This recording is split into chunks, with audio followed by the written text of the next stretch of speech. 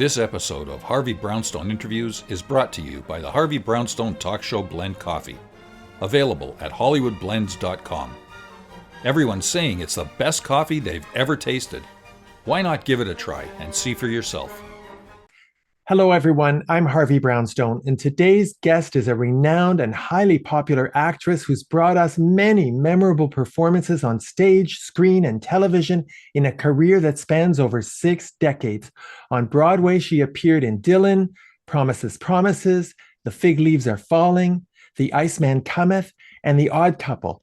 On the big screen, she's appeared in Career Opportunities, Angie, Mystic River, Matchstick Men, 40 Shades of Blue, 2 Weeks, Extract, Killing Eleanor, Devil. We are gathered here today and many more. And on television, she is perhaps best remembered for 5 iconic roles. Dixie Randazzo in My Sister Sam, Janet Heffernan in The King of Queens, Nita in Big Love, Dot in The Mindy Project, and Bryna in Transparent. But beyond those shows, she has appeared in dozens of classic TV series, including The Rockford Files, Barnaby Jones, St. Elsewhere, The Facts of Life, Murphy Brown, Beverly Hills 90210, Big Love, and many more. She's also starred in some great TV movies, including Good Against Evil, Black Beauty, Blind Ambition, The Women's Room, Blinded by the Light, Another Woman's Child, A Mother's Prayer, An Unexpected Life, and so much more. I'm delighted to welcome the wonderful JennyOHara to our show. Miss O'Hara, thank you so much for being here. I am delighted to be here. Thank you. I want to start by paying tribute to your dear mother, Edith, who was a renowned drama teacher. She founded and ran the 13th Street Repertory Company in New York City. She must have been so proud of your career. She was. She was delighted with all 3 of us. My sister Jill is also an actress and performed on Broadway, and my brother Jack is a musician. He had a band called Eggs Over Easy. They made a couple of records, couple of LPs, and they started punk rock in England.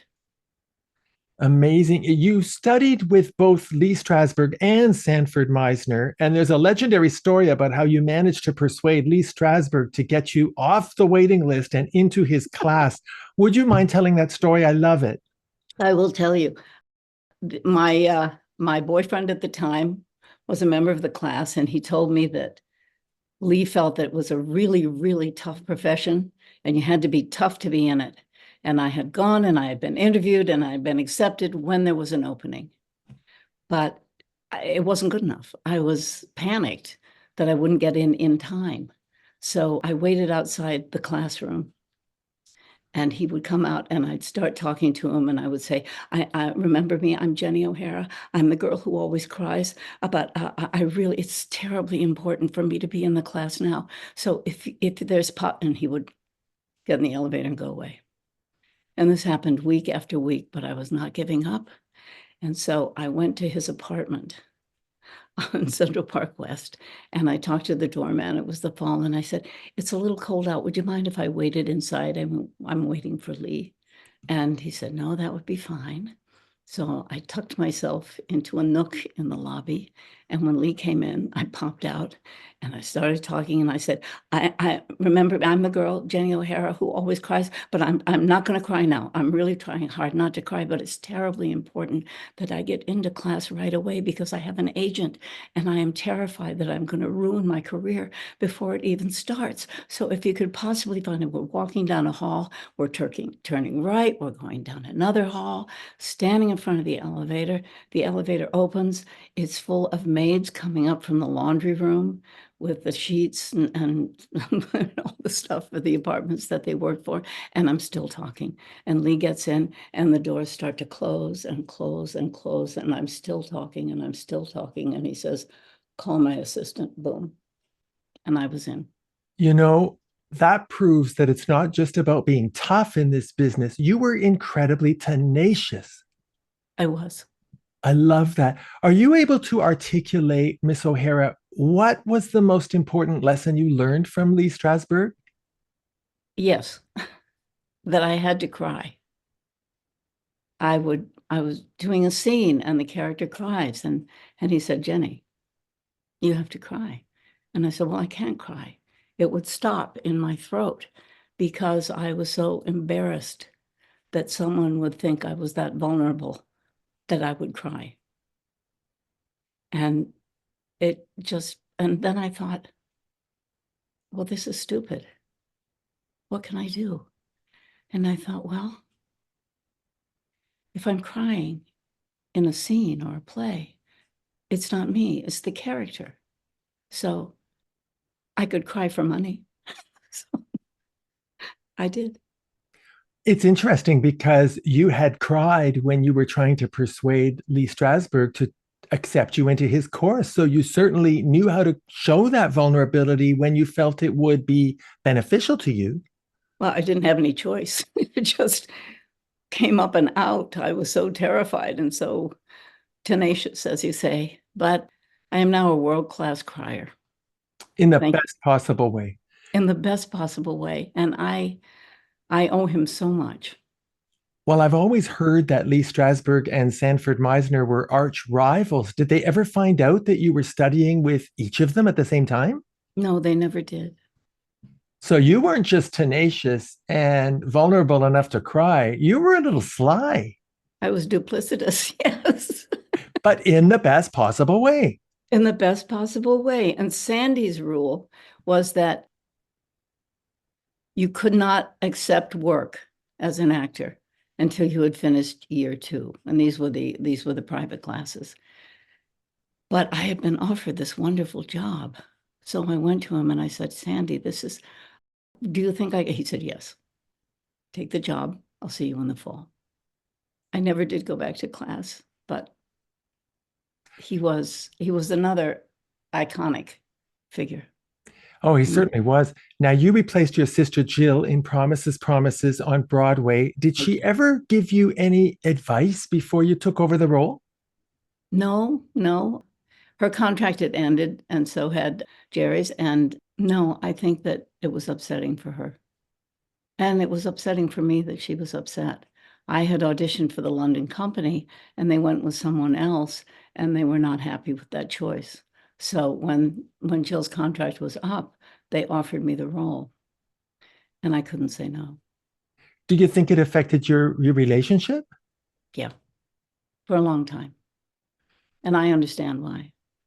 But you would think as a professional, you can't be blamed for wanting a job that's going to be good for your career. And it isn't her fault if you got the role and her contract ended. Right.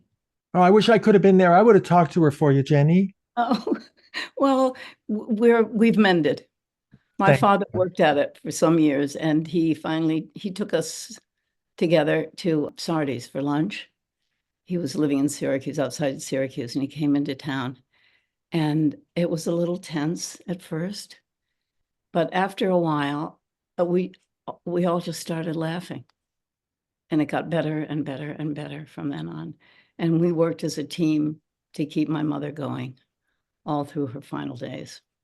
Thank God, because in the end, there's already enough people you have to deal with in this industry who are not sincere, who disappoint you, who might even betray you. You don't want those closest to you, who you really love, to feel hurt by something you did with the best possible of intentions. Yes. Who were the actors and actresses that you looked up to when you were starting out as an actress? Did you look up to the big classic movie stars like Bette Davis and Barbara Stanwyck and Joan Crawford and all of them? Well, I was aware of them, and I watched older movies, and I loved them, but it was my contemporaries in the Actors Studio that I really loved. What would you say was the most important career advice you ever received? Don't give up. And you never did, right? You never had to. I'm still working. I'm doing a series as we speak. Yeah, I know. You've never given up. You've never had to. No. Now, you've appeared in so many classic TV shows, and I want you to mention some of them, starting with Charlie's Angels. You played a character named Bloody Mary Barrows in the very first episode of season 1, and my programming director, Robert Monaghan, is obsessed with that show, and he would love it if you could share some memories of being on that show. Well, I will. The women were all beautiful. and I was playing Bloody Mary Barrow. I went for a wardrobe fitting, and they had me in gray, loose-fitting mechanics overalls. And I said, what? Could you fit it for me, please? It's, and they said, oh, yeah. I said, you don't want to make her look ugly. You want to make her look tough. So fit it, make it form-fitting. And I was slender then. And then they put a hot pink salmon belt around my waist. And then I said, could you letter my helmet, Bloody Mary Barrow? And they said, okay. So they did. And it was great. And Kate and I got along wonderfully. And we talked I say we, but it was really she talked the stunt coordinator into letting us drive our own stunts. Oh my God, that must have been so much fun. Oh God, it was great. You had what they call a camera mount on the hood of the car going through the windshield. And then on the right, there was a walkie-talkie where you would hear, you would get the go, start. So we would start, and I was behind her all the way, and I was dodging and going around and trying to get behind her. And she had the same thing. So she could see me, I could see her. And they would say, okay, pull alongside. So I'd pull alongside on the right. And they'd say, all right, try to hit her. And I'd jerk the wheel, but not really go over. And then we'd go further, and I'd jerk the wheel to the left, and I made her spin out into the center. And I actually tapped the car. And then I shot down the roadway and went through a fence and out into a dirt road to this site where the money was supposed to be distributed by this big diamond deal. And we got there, and the stunt coordinator said, okay, so you're going to drive through the fence. And I said, okay, I'm going to drive through the fence. And how will I know? And he said, we're going to put a little piece of white cloth, tie it on the fence panel, the one that you're supposed to go through. I said, okay. And he said, and they're going to make the car fishtail because you got to be going fast.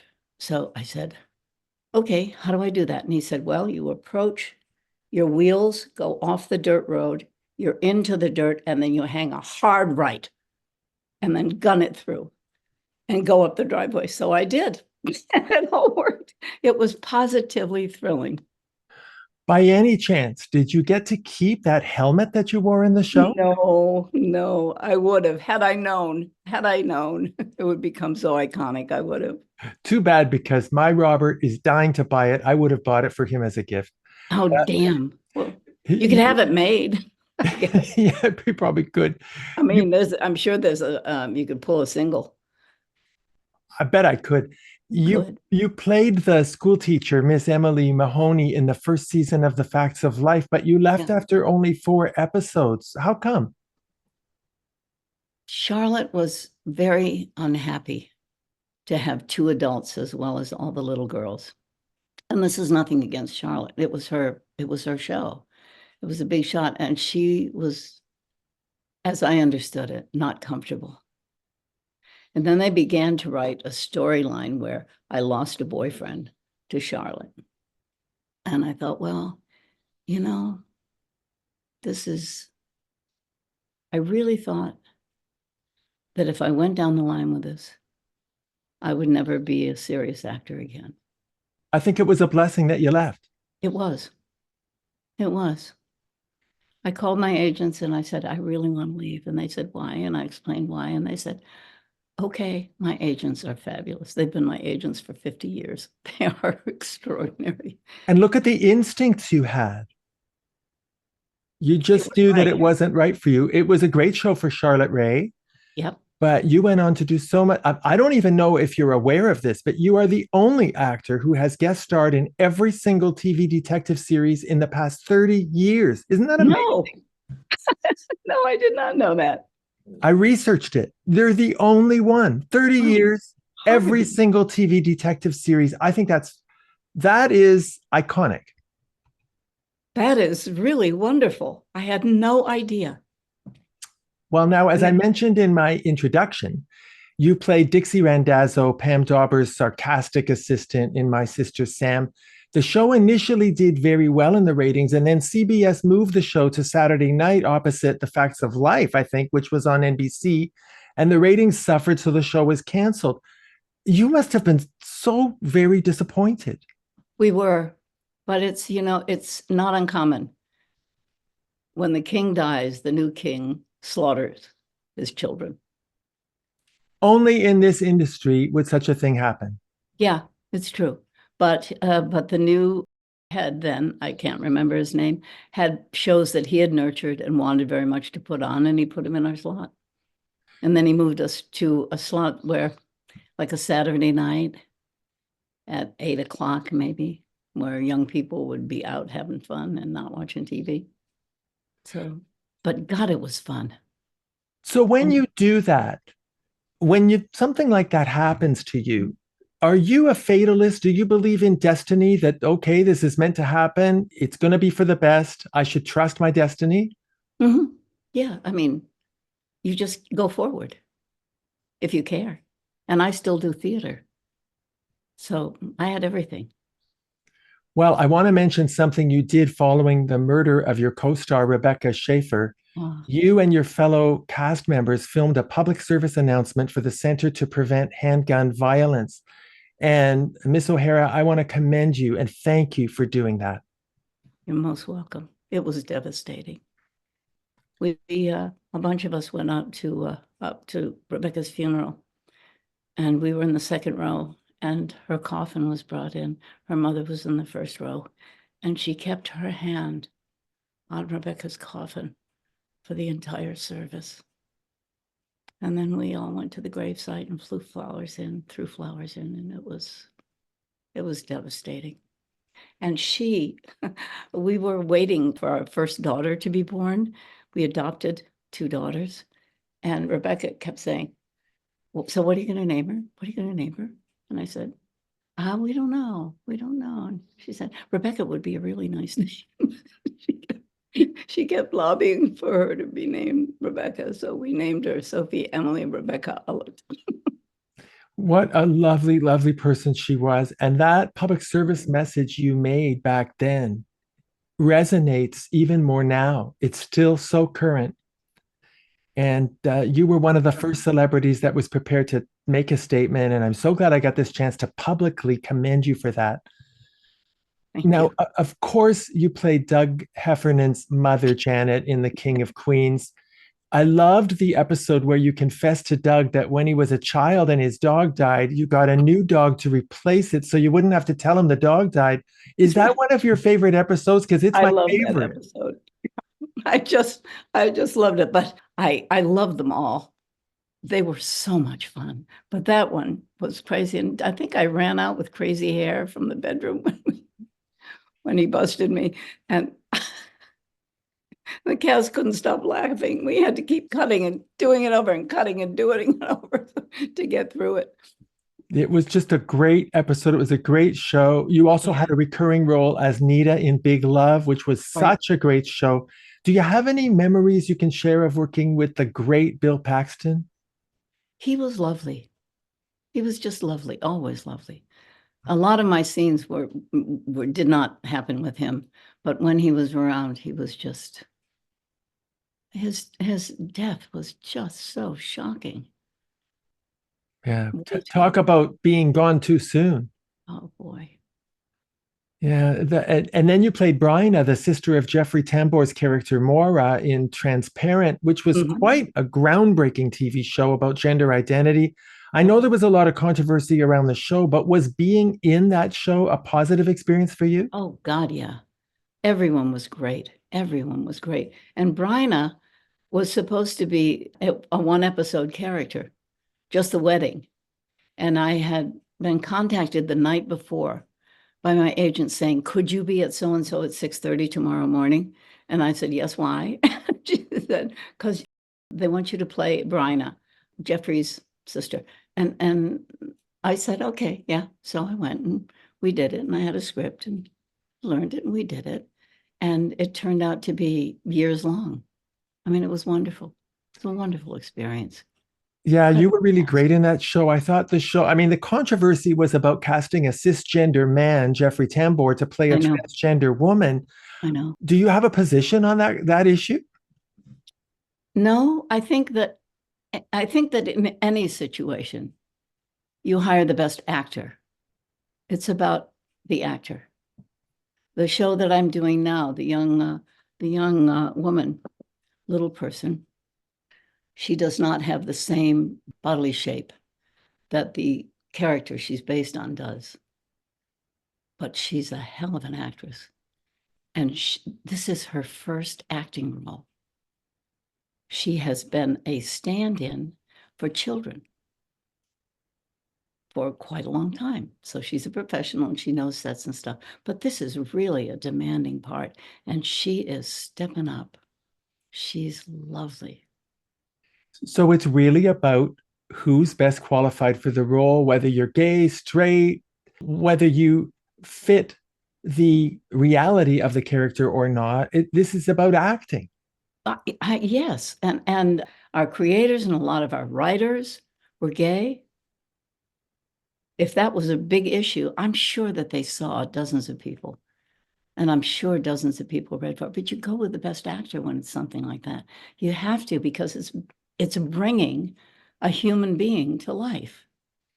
And if there is no life, it doesn't matter what the words are or the situation is. If there's no spark, if there's no believability. Yeah. Yeah. Well, one of my favorite JennyOHara movies is The Women's Room, in which you co-starred with Lee Remick, Patty Duke, Colleen Dewhurst, Tyne Daly, Ted Danson. Such an amazing cast. Great story about the empowerment of women. I would love to hear about your experience making that film. Well, it was the delivery of the baby scene was basically the character. And never having had a child, I did my best. I think it turned out really well. And I was deeply appreciated for that role in that situation. And I had read the book. The book is wonderful.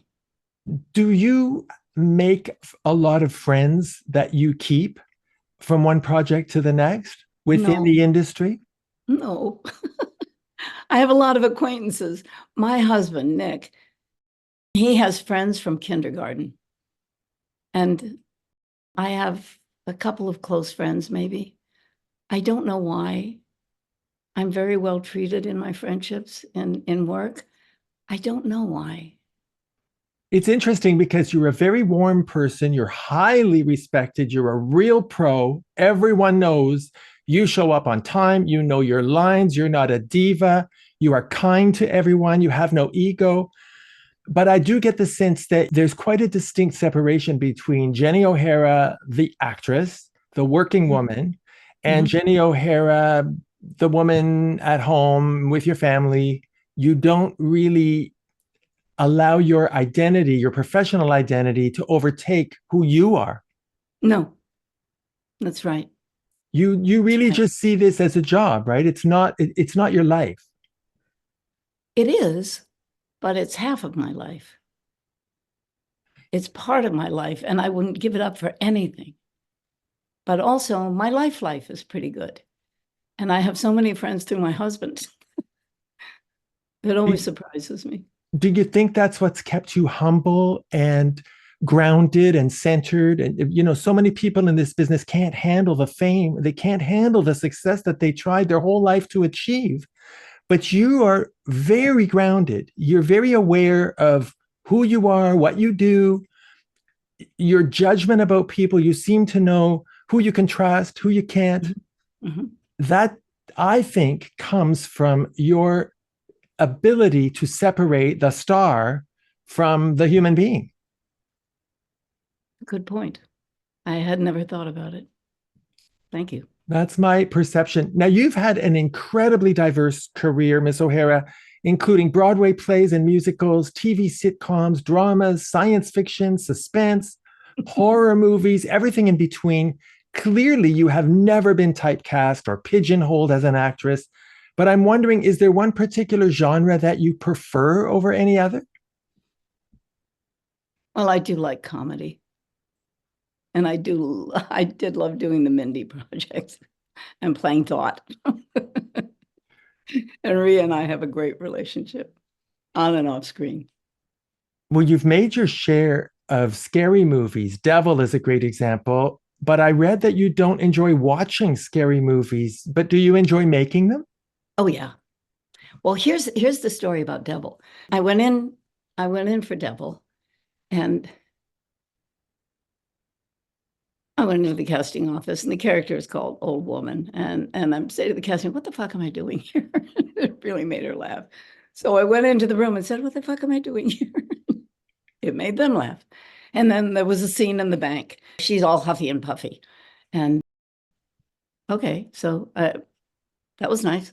I went home, my agents called and they said, they'll know by early next week. And I said, who will know what?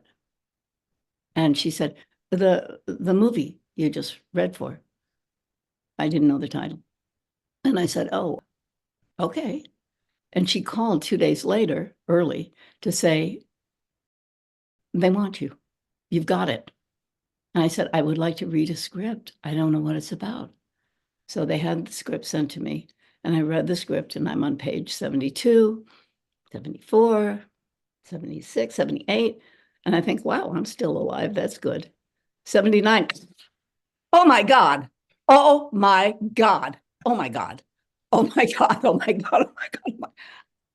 Oh my God. And then the phone rings, and it's Shyamalan tonight. And he said, so, how's my title character?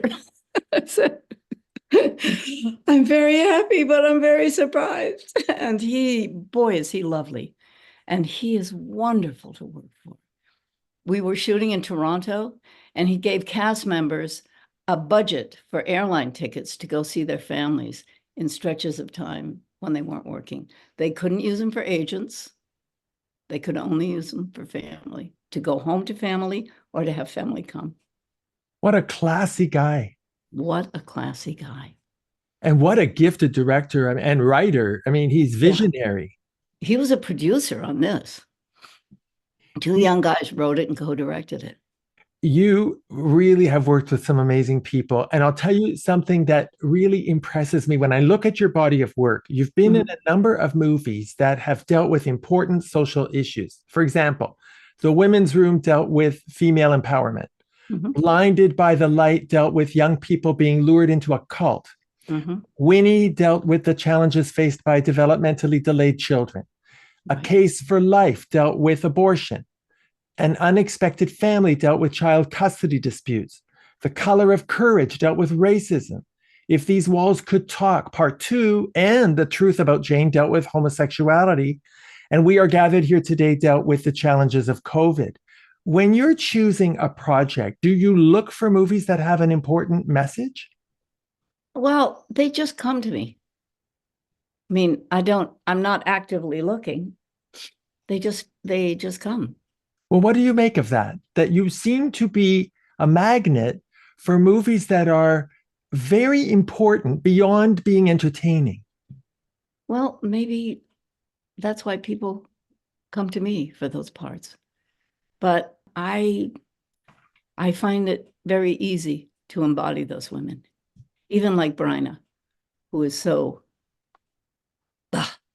mad at her brother and not accepting of his sex change and everything. To find the humanity in that resonates to the good and to the bad. Is there one role you've played that most closely resembles the real JennyOHara? That's a great question. I did a play called Bakersfield Mist at the Fountain Theater, and I did it with my husband. And it's a wonderful story. She's really like tough Californian, lives in a trailer park, bought a painting that was a joke because it was so awful at a yard sale, and bought it to give to her neighbor, her best friend. And they couldn't fit it in the trailer, so they got drunk and threw it in the street. And she hauled it back and put it in a yard sale in her own trailer park. And the art teacher, the local art teacher, came by, was looking for cast iron pans, and saw that painting, and he said, you know, I think you're going to think I'm crazy, but that could be a Jackson Pollock. And she had no idea who that was. But she told her brother, and he put it out on Facebook or somewhere, and she got an offer of $1 million for unverified painting. She turned it down. So she got the Metropolitan Museum, and the art critic there. There's an organization that verifies paintings, and they decided to come out and take a look at it. So it's all about her trying to get him to say yes. And she tries to seduce him. She tries to get him drunk. She's hilarious. She's also opens up a very painful moment in her life. And he refuses. He says, it's not real, but you are. And he leaves. She came to the play. She's a tiny little woman. She was a cross-country truck driver. That was her profession. And she brought her gentleman friend with her. He was a big, tall man, dressed like, the formal cowboy dress, the jackets that have the V-shaped thing, and a hat. And introduced him. And she saw the play, and we talked afterwards. And the writer said, don't tell her you're playing you. Just don't say, I'm playing you. I said, no, of course not. And she loved it. She loved it. She took the painting to Atlantic City. She was going to show it there for a year, would have guards around it, and then sell it to the highest bidder. And then the storm hit. The hurricane hit New York, that coast, and Atlantic City. I don't know what happened to it, but I understand that she did sell it for $6 million. And that's your favorite role?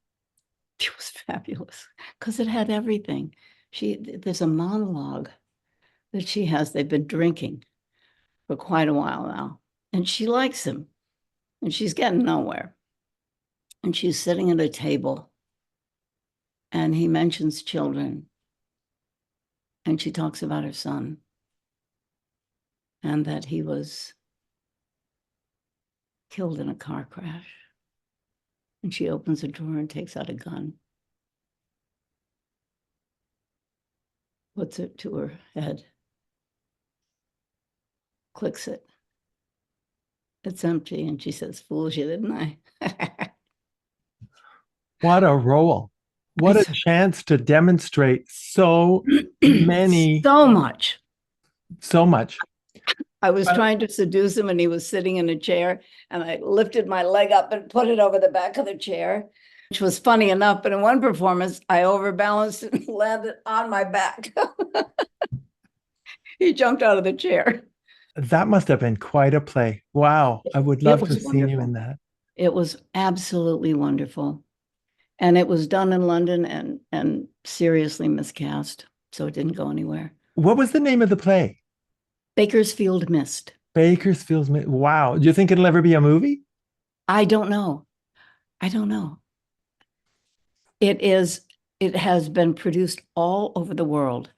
It's Iceland's favorite play. It's been running for years. It's amazing. It's amazing. I can see why that role would really resonate with you. Now, in 1993, you made a fascinating TV movie called At Home with the Webbers, which was really ahead of its time, in my opinion, because it dealt with the creation of reality TV, where they installed cameras into a family's home and then just told them to live their lives. What do you think of reality television? I think it's very weird. If there's a camera, it's not reality. It's what the person chooses to show for one reason or another, either to be flamboyant or to be tragic or to be ordinary. But it's not real. I am so glad to hear you say that, because I don't know if you know much about me, but I used to be a criminal and family court judge for 26 years. No. And here in Toronto, in Canada, we do not allow cameras in the courtroom. Mm-hmm. And there was a time around the time of the O.J. Simpson trial where they were thinking about allowing cameras in the courtroom here in Canada the way they did in the States. Mm-hmm. And my attitude was, it's not real if there's a camera there. And you don't know how validating it is to hear you say that. Absolutely right. You are absolutely right. You've seen so many changes in the film and television industry since you started working in Hollywood. Overall, do you think those changes have been positive? Well, it's hard to say now because of streaming and because of the volume of work. It used to be 3 networks and a few studios here and in New York. And I don't know, it is what it is, and it'll evolve further. But all of those platforms on channels, I guess, theoretically should provide for more career opportunities. There's so much more work out there. And yet every actor we've had on the show has said that the profession has become more brutal than ever. I think it has. And there's a lot of outsourced production now. I was reading a piece in the LA Times about the work deserting Hollywood and that may never come back. And the tax incentives in California are lower than in many other parts of the country. And that is hurting us here. And the strike didn't help what was necessary. So I don't know. I don't know. There are a lot of opportunities, and there's a lot of tacky shit out there, and a lot of wonderful stuff. What have you watched that you liked? Well, there's some good stuff on Netflix. Right now, I am completely obsessed with The Tattooist of Auschwitz, the miniseries. I think that's just brilliant. I'll find it. I haven't looked at it yet. Really brilliant. I was saying that every actor has told me that the profession has become so brutal. When you look at the rejections, the disappointments, the betrayals, the financial hardships, I mean, you've been in this industry for over 5 decades. How did you develop the resilience to manage the ups and downs in this business? I don't want to do anything else. Before I got my first Broadway show, before I got my first real official job, I did a couple of summer stock things and got my union card in that. But I had worked in an art gallery. I'd worked in a restaurant from 4 p.m. till 4 a.m. in the village. I did a lot of other things. But this was the only thing I wanted to do and that I loved to do. And I loved the poetry of Bertolt Brecht. And how I found this in a 15,000 person town in northwestern Pennsylvania, I don't know. We had wonderful English teachers, and the poetry, E. Cummings and Bertolt Brecht and Shakespeare and all this wonderful stuff. But I knew that Brecht on Brecht was running off Broadway, and I knew that I would never be able to do it. I would never, ever be able to be in it. And it closed. And then there was a road company that she agreed to do it, Lotte Lenya. She would do a college tour, and it was like a 3-month tour. And they hired me. And I had to cover all of her songs in English and German because she was blah, blah, blah, and would have throat trouble. Plus, I had my own songs and my own scenes to do. And it was an amazing experience. And we'd go to bars after a show, drink beer, and she taught me to knit German style, so it's a lot faster. And we became friends. And I had auditioned for Dylan before we went into rehearsal, and we didn't hear anything back. And then I said, well, I can't, even if they want me, I can't leave now. And we're going out of town in a week on tour. I can't. And my agent said, yes, absolutely. They hired Miss Rheingold in 1963, and they fired her. And I was out on the road, and I was talking to my agent, Monty Silver at the time. And he said, you want to hear something funny? They're looking for you for Dylan. And I said, really? Oh, well, should we see what we... And he said, no, it's too complicated. I said, oh, okay. So I talked to Lenya, and she said, you might never get a chance in your life again to work with Alec Guinness. And I said, okay. I went back to my room. I called information in New York. I remember the name of one of the producers. I got his phone number. I called him up. It was quite late at night. And I said, hello, this is JennyOHara calling. And he said, Jenny. And I said, yes, I hear you're looking for me. And he said, well, and I said, are you still fooling around, or are you prepared to make an offer? And he said that the director had authorized him to hire me if he could get me. So I said, well, all right. I'm in Chicago or wherever the hell I was. It was snowy. And I said, I'll try and make this work. I'll call you in the morning. He said, all right. So I called Monty and I told him what was going on. And he said, well, I don't know. And he had a client who had done that role in Brecht on Brecht, and her show had just closed. So he called her and asked her if she would be willing to step in for me. And she said she would. So then we had to get a hold of Cheryl Crawford, group theater, all this. She was the producer. We had to get a hold of her, and she was going up to the country, but she had to stop at the dentist on the way. So we're trying to track her down. And meanwhile, the television is on in the background, and we hear President Kennedy has been shot. And the rest of the afternoon and into the evening, we are trying to make this deal, and everybody's crying on the telephone. And finally, at about 11 o'clock that night, I was in Monty's office signing the contract. And the next morning I was in rehearsal, and I had no winter clothes. I only had the clothes on my back because everything was on tour with me, but they sent it forward to me. So, when I think of the great career advice you've received in your life, besides don't give up, Lottie Lenya was saying to you, don't miss an opportunity to That's work right. with somebody. You may never get this again. Don't pass up an opportunity that's once in a lifetime. Yep. That's pretty big career advice to me. And coming from her, wow. Pretty damn big. She was wonderful. She was going to do Mother Courage, and she said that she would like me to do Catherine. And then that fell apart. So that never happened. But you got to work with her and Alec Guinness. Mm-hmm. I got to see her every night on stage. She was wonderful. What a career. You've worked with literally hundreds of directors over the years, and you are an accomplished director. What qualities do you value in a director that enable an actor to deliver their best performance? They have to be clear. They have to be trusting of the actor, willing to see what the actor wants to bring. I mean, that is a wonderful thing. If you can say to a director, I want to try this and tell me what you think. I ended up with the series that I'm doing now because we did a Zoom audition.